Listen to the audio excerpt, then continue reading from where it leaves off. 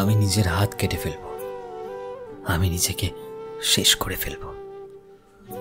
কি লাভ এই জীবনটা রেখে যেখানে সেই নেই যাকে আমি আমার প্রিয় মানুষ ভেবেছিলাম, যার সাথে আমি সারা জীবন একসাথে কাটানোর স্বপ্ন দেখেছিলাম।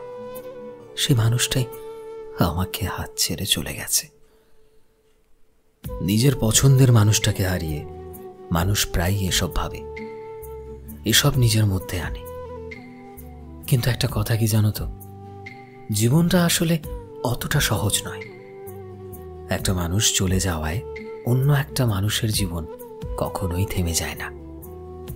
আর কথায় আছে না, ভগবান যা করেন আমাদের মঙ্গলের জন্যই করেন। জীবনটা আসলেই কারোর জন্য থেমে থাকে না।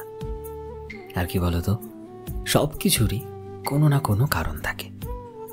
কেউ চলে যায় ভালো কিছু জীবনে হওয়ার জন্য, হয়তো আরো ভালো একটা মানুষ আসার জন্য, যে আমাদেরকে আমাদের মতন করে বুঝতে পারবে, আমাদের মতন করে ভালোবাসতে পারবে।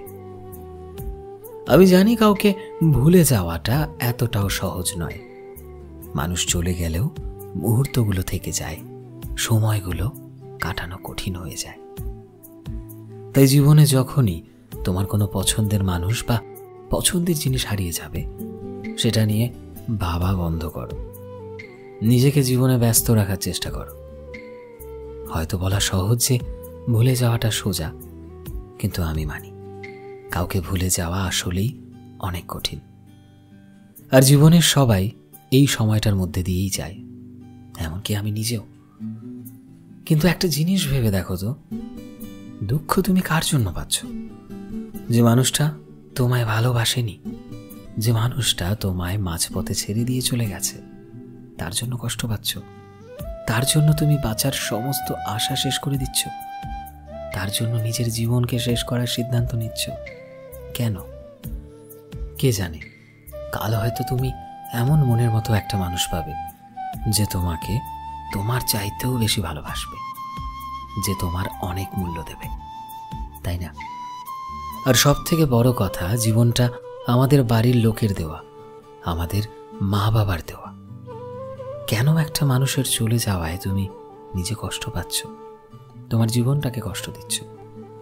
সেই মানুষগুলোকে কষ্ট দিচ্ছ যারা তোমাকে ছোট থেকে বড় করেছে, তোমায় নিঃস্বার্থভাবে ভালোবেসেছে।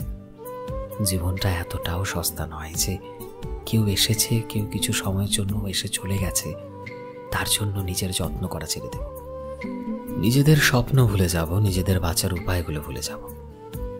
ভেবে দেখো তো, সে আসার আগেও তো তুমি একাই ছিলে, কি তাই না? মানুষের তোমার জীবনে আসা চলে যাওয়া এটা সাধারণ একটা ব্যাপার। ছোট থেকে কত মানুষ আসে, কত মানুষ চলে যায়। আমি মানছি যে একটা অ্যাটাচমেন্ট তৈরি হয়েছে কারো সাথে, কিন্তু তাই বলে বাজে স্টেপ নিও না প্লিজ। নিজেকে কিছুটা সময় দাও, দেখবে সময়ের মলমে তোমার ভেতরের ব্যথা একদম মিটে গেছে। আর কিছুটা সময় লাগে বস, তারপর সময় সব ঠিক করে দেয়।